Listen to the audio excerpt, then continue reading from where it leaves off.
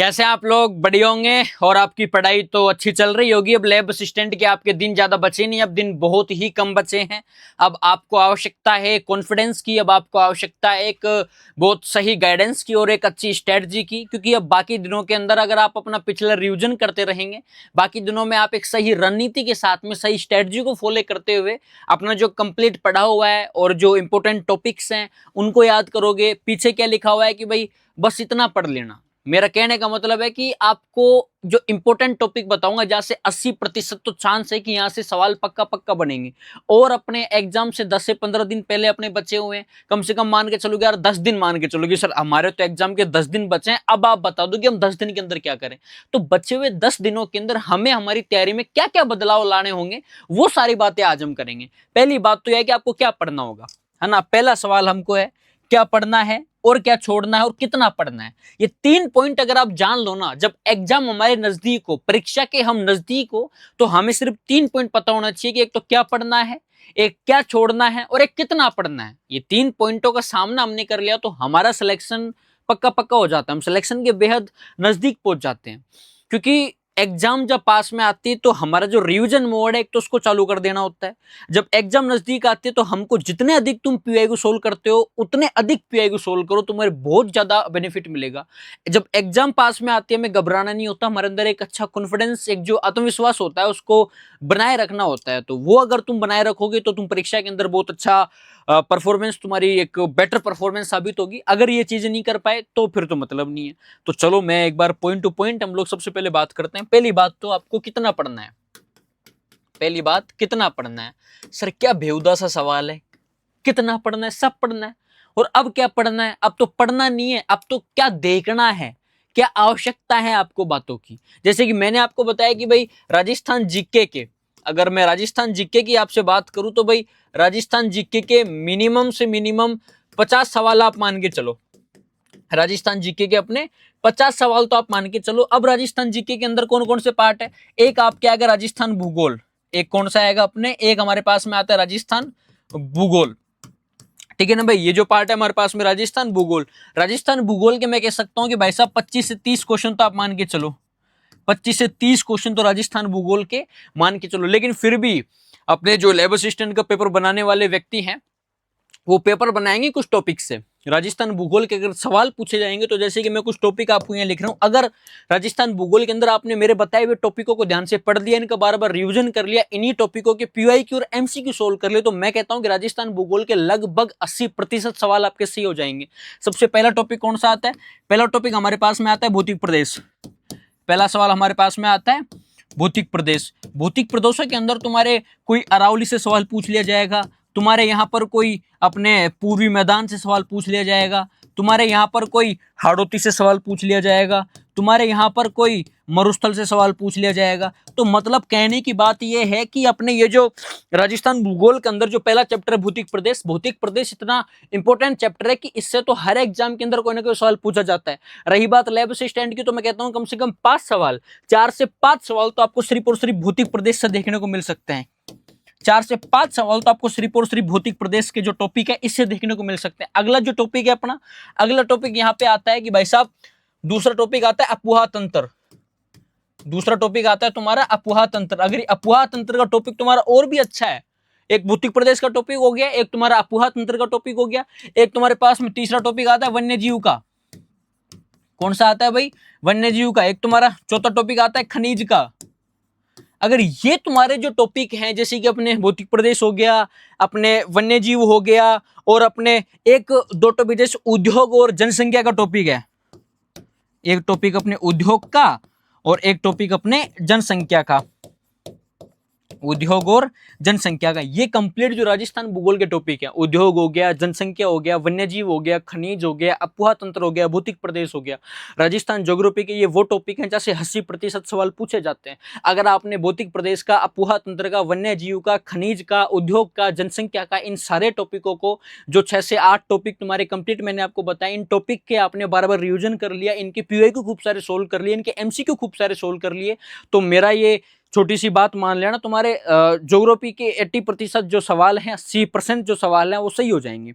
तो राजस्थान ज्योग्राफी के जो 25 से 30 सवाल आपको देखने को मिलेंगे वो लगभग सवाल आपको इन्हीं टॉपिक के अंदर देखने को मिलेंगे। इसलिए मेरी बात मानना, इन सारे टॉपिकों के आप क्या सोल्व करना, इन सारे टॉपिकों के आप खूब सारे तो पीआईक्यू सोल्व करना, इन सारे टॉपिकों के आप खूब सारे एमसीक्यू सोल्व करना। मैं कोई हवाबाजी के अंदर बातें नहीं कर रहा। तुम कुछ लोग आते हैं वो कमेंट सेक्शन के अंदर की ये तो हवाबाजी बातें होती हैं, कुछ नहीं होती। एक बार ये टॉपिक तुम देख के देखो पूरे के पूरे। भौतिक प्रदेश छोटा टॉपिक नहीं है। एग्जामिनर आराम से 4 से 5 सवाल ऐसे बना सकता है कि कोई मतलब यूं माइगा लाल सोल्व नहीं कर सकता, उनको मोरिया बोल जाएंगे सोल्व करने के अंदर। तो हमको बहुत गहनता के साथ में इन टॉपिकों का अध्ययन करके, रिवीजन करके, पीआईक्यू सोल्व करके, एमसीक्यू सोल्व करके फिर तैयार होकर जाना होगा। अगली सब्जेक्ट हमारे पास में आती है भाई साहब राजस्थान इतिहास और कला संस्कृति। अगली सब्जेक्ट कौन सी है? अगला विषय हमारे पास में आता है राजस्थान इतिहास और कला संस्कृति। कला संस्कृति, राजस्थान इतिहास व कला संस्कृति। भाई साहब इसके टोटल सवाल मिला के मैं कह सकता हूं 25। इतिहास और कला संस्कृति के टोटल में अगर सवाल बताऊं तो 20 से 25 सवाल तुम्हारे पूछे जाते हैं। 20 से 25 सवाल तो पूछे जाएंगे। ये एनालिसिस है पूरा का पूरा कि ज्योग्राफी के 25 सवाल, तुम्हारे हिस्ट्री और कल्चर के 20 से 25 सवाल पूछे जाएंगे। अब मैं सबसे पहली सब्जेक्ट उठाता हूँ राजस्थान के इतिहास। जो पहला तुम्हारा विषय आता है वो आता है राजस्थान का इतिहास। जो तुम्हारी राजस्थान हिस्ट्री है कि सर राजस्थान हिस्ट्री के अंदर हमें क्या क्या पढ़ने को देखा जाए, तो राजस्थान हिस्ट्री की जब बेसिकली बात की जाए तो सबसे पहले तुम्हारे अंदर एक तो तुम्हारा जो प्राचीन काल है, इस प्राचीन काल के अंदर तुम्हारा एक टॉपिक है सभ्यताएं। ये जो सभ्यताओं का जो टॉपिक है पूरा का पूरा, इससे कम से भी कम 2 सवाल बनेंगे।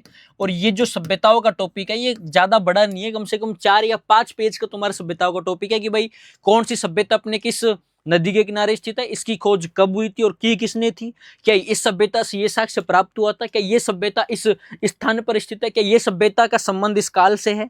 ये 2-4 बातें हैं जो आपको इसके अंदर ऐड करनी होंगी। अगला तुम्हारे पास बात करूं आधुनिक काल की, तो राजस्थान हिस्ट्री के अंदर पढ़ने का टॉपिक अगर कोई है ना वो आधुनिक काल ही है, वो तुम्हारी मॉडर्न हिस्ट्री है। और एक तुम्हारे पास में आता है हिस्ट्री मध्यकाल, एक तुम्हारे हिस्ट्री के अंदर आता है मध्यकाल। तो सबसे पहले आधुनिक काल की मैं अगर चर्चा करूं तो आधुनिक काल के अंदर कुछ चर्चा इस प्रकार की हो सकती है कि इसके अंदर जो इंपॉर्टेंट टॉपिक है, एक तुम्हारा 1857 की क्रांति। आराम से बहुत अच्छे अच्छे सवाल बनाएगा, आराम से सवाल बना सकता है वो, इतने शानदार शानदार सवाल बनाएगा। 1857 की क्रांति से कोई संधि से रिलेटेड सवाल पूछ लेगा, कोई तुम्हारे रियासतों से रिलेटेड सवाल पूछ लेगा, कोई तुम्हारे पॉलिटिकल एजेंट से रिलेटेड सवाल पूछ लेगा, कोई तुम्हारे जो रियासतों के राजा हैं उनसे रिलेटेड सवाल पूछ लेगा, कोई जो प्रमुख विद्रोह हैं अपने क्रांति के, कोटा का विद्रोह, बीकानेर का विद्रोह, जयपुर का विद्रोह है ना, इनके जो प्रमुख विद्रोह हैं और जो कुछ क्रांति के दौरान जो बैटल हुए थे, युद्ध हुए थे, उनसे रिलेटेड सवाल पूछ लेगा। तो मतलब ये हमारे लिए बहुत ज्यादा इंपॉर्टेंट टॉपिक है, तो इसको तो पढ़ते रहना, याद करना है ना। और इसके खूब सारे अपने पीआईक्यू सोल्व करना, इसके खूब सारे पीआईक्यू सोल्व करना, इसके खूब सारे अपने एमसीक्यू सोल्व करना, क्योंकि ये एक इंपॉर्टेंट टॉपिक है। मैं आपको फिर पुनः इस बात को याद दिला रहा हूँ। अगला टॉपिक हमारे पास में आता है भाई साहब प्रजामंडल। हाँ, प्रजामंडल अगला टॉपिक हमारे पास में आता है प्रजामंडल। प्रजामंडल से खूब सारे सवाल पूछ लेगा कि क्या इस प्रजामंडल का संबंध इससे था, इस प्रजामंडल के व्यक्ति का संबंध इस व्यक्ति से था क्या, या फिर प्रजामंडल के नाम दे देगा और उनके आगे संस्थापक लिख देगा, फिर आपसे बोल देगा कि निम्नलिखित संस्थापकों को सुमिलित कीजिए, असुमिलित कीजिए, फिर आपको नीचे ऑप्शन दे देगा। तो मतलब बहुत घूमे हुए फिरे हुए सवाल तुमसे पूछ सकता है। तो अच्छे तरीके से जो टॉपिक मैं आपको बता रहा हूँ ये पढ़ के जाना। 80% सवाल यहाँ से पूछे जाएंगे। प्रजामंडल का लैब असिस्टेंट के अंदर पक्का कोई ना कोई सवाल टिकेगा, पूछेगा। और 1857 क्रांति का लैब असिस्टेंट की एग्जाम में कोई ना कोई सवाल पक्का पूछा जाएगा। तो आप इस टॉपिक को ढंग से पढ़ के जाना। अगला तुम्हारा सवाल दे रखा है, अगला जो टॉपिक है वो एकीकरण। एकीकरण तो मतलब एक तरह से रामबाण है ना। चाहे आरएस की एग्जाम हो, चाहे एसआई की एग्जाम हो, चाहे तुम्हारे कोई लैब असिस्टेंट की एग्जाम हो, चाहे पटवारी हो, चाहे राजस्थान पुलिस हो, चाहे एसआई हो, मतलब यूं सोच रखा है राजस्थान की भर्ती के पेपर बनाने वालों ने कि एकीकरण का टॉपिक तो हम आज छोड़ेंगे, काल छोड़ेंगे। एकीकरण से तो हर एग्जाम के अंदर कोई ना कोई सवाल आना चाहिए, है ना। जैसे कहता है ना कि भाई साहब जब कोई विदेश का व्यक्ति भारत में घूमने के लिए आता है तो हम नियम बना रहा कि टेम्पो वालों, विदेशों वालों से तो तुम पैसे लेना, है ना, और अपने एक्स्ट्रा ही लेना तुम पेमेंट। तो वो लेते हैं, अगर 100 रुपए किराया लगता है तो वो 500 लेते हैं। तो उसी प्रकार एकीकरण का तो ये नियम है कि हर एग्जाम के अंदर पक्का कोई ना कोई सवाल पूछेगा। तो इन एकीकरण के 7 चरणों को और हर चरण के जो अंदर जो रियासतें थी, हर चरण के अंदर जो मुख्यमंत्री अपने सीएम वगैरह हुआ करते थे, वरिष्ठ जो भी थे वो सारे, वो तुम याद करके जाना। और अगला जो सवाल आता है बस यही टॉपिक है इसके अंदर, है ना। हिस्ट्री के अंदर एक तो क्रांति हो गई और एक प्रजामंडल का टॉपिक हो गया, एक तुम्हारे जो एकीकरण का टॉपिक है ये हो गया। अब बात आती मध्यकाल की। सर मिडिवल है 200 पेज का, और सर ये 200 तो पेज है मध्यकाल के अंदर। यहां से सवाल सर एक या दो ही बनते हैं, तो क्या हम एक या दो सवालों के लिए 200 पेज को पढ़े या फिर रहने दे? तो मेरा कहने का मतलब ये है कि कुछ इंपोर्टेंट जो वंश हैं, जैसे कि अपने गुहिल वंश है, राठौड़ वंश है, कछुआ वंश है, चौहान वंश है, परमार वंश है, प्रतिहार वंश है, करौली का इतिहास हो गया, अलवर का इतिहास हो गया, जैसलमेर का इतिहास हो गया, इतना सारी मध्यकाल इतिहास है कि मैं तो कहता हूं भाई साहब, आधुनिक और प्राचीन काल एक तरफ और एक पलड़े में तुम्हारा मध्यकाल एक तरफ, तो मध्यकाल भारी पड़ेगा आधुनिक और प्राचीन के ऊपर, क्योंकि राजस्थान की मिडिवल हिस्ट्री बहुत ज्यादा है ना, कि मॉडर्न और एंशियंट बहुत ज्यादा है। राजस्थान की प्राचीन और आधुनिक इतिहास बहुत कम है, ताकि मध्यकाल बहुत ज्यादा है। लेकिन फिर भी एग्जामिनर सवाल पूछता है आधुनिक काल से और प्राचीन काल से। लेकिन फिर भी मैं इसमें आपको कुछ वंश बता रहा हूं, जैसे एक अपने मेवाड़ वंश हो गया, तो मेवाड़ से पक्का कोई ना कोई सवाल पूछता है। एक तो मारवाड़ के पीआई को देख लेना। एक उसके बाद तुम्हारे पास में जो अपने राठौड़ वंश आता है, सॉरी राठौड़ तो मैंने बोल ही दिया, चौहान जो वंश है तुम्हारे, चौहान से देख लेना। ये कुछ मेवाड़, मारवाड़ और चौहानी तीन ऐसे डायनेस्टियां, तीन ऐसे वंश है जिनसे कोई ना कोई सवाल पक्का पूछ लिया जाता है। तो रही बात ज्योग्राफी की और हिस्ट्री की, ये मैंने आपको सारी बातें बता दी। अब अगली सब्जेक्ट जो हमारे पास में आती है वो आती है कला व संस्कृति। अगली सब्जेक्ट हमारे पास में आती है कला व संस्कृति। और कला व संस्कृति के कम से भी कम मैंने आपको वापस बताया था कि भाई साहब 13 सवाल तो पक्का पूछे जाएंगे, 12 से 13 सवाल पक्का है। सर इसमें से कौन सा आ गया? तो एक जो तुम्हारी स्थापत्य कला की यूनिट है, कौन सी यूनिट है? एक जो तुम्हारी स्थापत्य कला की जो यूनिट है, इसके अंदर तुम्हारे जैसे कि दुर्ग का जो टॉपिक हो गया, इसके अंदर तुम्हारे अपने हस्तकला का जो टॉपिक हो गया, इसके अंदर तुम्हारे अपने चित्रकला का टॉपिक हो गया। तो ये जो तुम्हारे टॉपिक है, जैसे कि दुर्ग हो गया, हस्तकला हो गया, चित्रकला हो गया, मतलब स्थापत्य कला का जो आर्किटेक्चर का जो टॉपिक है, इसको तुम ढंग से तैयार करके जाना, कल्चर के अंदर बहुत इंपॉर्टेंट है। अगला तुम्हारे एक अपने लोक देवी देवताओं का जो टॉपिक है, लोक देवी और लोक देवताएं, लोक देवी और लोक देवताएं, ये टॉपिक तुम्हारे लिए बहुत ही ज्यादा इंपॉर्टेंट होगा, बहुत ही ज्यादा बेनिफिशियल होगा, इसको तुम तैयार करके रखना। अगला टॉपिक कौन सा है सर? अगला टॉपिक में अगर तुम बताऊं तो संत और संप्रदाय हो गए, संत और संप्रदाय हो गए। और एक तुम्हारे लोकगीत और लोकनाट्य, एक जो तुम्हारा टॉपिक है लोकगीत और लोकनाट्य। तो जीके के अंदर तो तुम ये पढ़ जाना, जीके में अगर तुम ये पढ़ जाओगे, राजस्थान जीके के जो 50 से 55 सवाल तुम्हें देखने को मिलेंगे, अगर तुम जीके में ये पूरा कवर कर जाओगे तो समझो कि तुमने लगभग हिस्ट्री कवर कर ली, लगभग जीके तुम्हारी कवर हो चुकी है।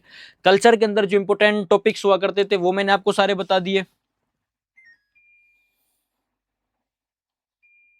कल्चर के अंदर जो अपने इंपोर्टेंट टॉपिक्स थे वो मैंने आपको बता दिए, हिस्ट्री के अंदर जो थे वो मैंने आपको बता दिए, ज्योग्राफी के अंदर जो थे वो मैंने आपको बता दिए। तो बाकी सारी बातें अपनी कंप्लीट हो चुकी हैं। वापस में एक बार आपको रिवाइज करा दूं पूरा का पूरा।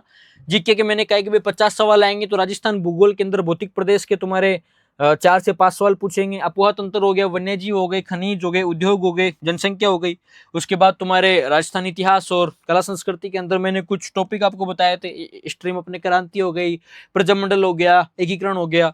और कल्चर के अंदर मैंने कहा कि भाई स्थापत्य कला को, लोक देवी देवता है, संत और संप्रदाय, लोकगीत और नाट्य, ये कुछ इंपोर्टेंट टॉपिक है जहां से भी कम 80% सवाल तो पूछे जाएंगे। ये जो टॉपिक बताए इनमें से मैं कह सकता हूँ कि भाई साहब अगर तुम्हारे 50 सवाल जीके के आ रहे हैं तो मैं कह सकता हूँ कि 40 सवाल तो इन टॉपिक से पूछे जाएंगे, है ना। तो आप तुम इनको कवर करते रहना। और जितने भी विद्यार्थी हमारे, उन सभी प्यारे विद्यार्थियों को बेस्ट ऑफ लक। और आप प्यारे विद्यार्थियों के लिए और लैब असिस्टेंट के लिए लैब, तब तक तुम्हारी एग्जाम होगी तब तक हम तुमको मोटिवेट करते रहेंगे, तुम्हें बिल्कुल घबराने नहीं देंगे, तुम्हें किसी प्रकार का डर नहीं लगने देंगे, है ना।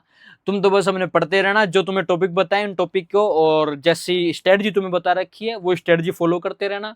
घबराना नहीं है, खूब सारे पीआईक्यू सोल्व करने हैं, सब्जेक्टों का बार बार रिविजन करना है। जितना अधिक तुम रिविजन करोगे उतना अच्छा तुम्हारे लिए फायदेमंद होगा, सिलेक्शन के चांस तुम्हारे उतने अधिक बढ़ेंगे। बिना रिविजन के पढ़ाई का कोई मतलब नहीं होता। जैसे कहते हैं ना कि भाई पढ़नो को नहीं अपने, है ना, कि पढ़नो को नहीं अपने गुणनो है, मनन करनो है। तो बार बार मनन करो, रिविजन करो, बाकी मिलते रहेंगे आपके साथ में। तो आप पढ़ो बस ढंग से, मेरा कहने का मतलब सिर्फ इतना सही है। Thank you so much.